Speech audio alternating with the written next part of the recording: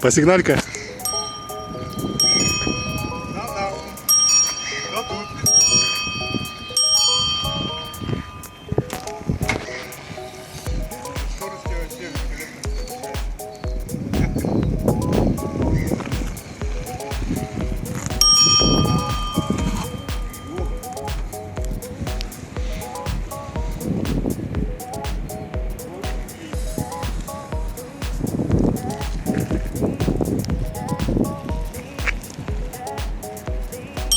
Великолепный велосипед.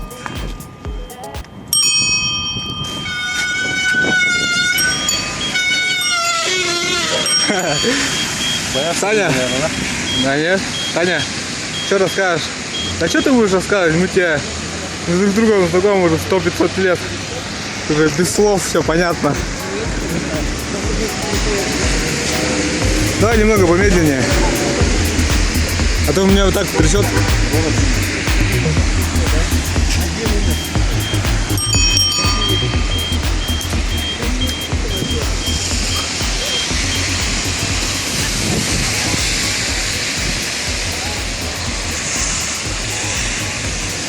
Такую погоду только мы с тобой можем ездить, да?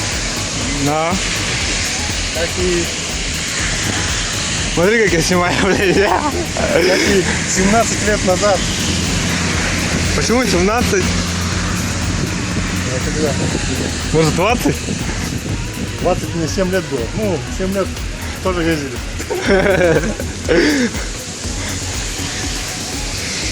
А 17 лет.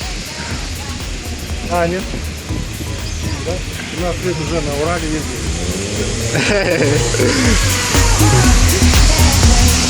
When I am with you, there's no place I'd rather be.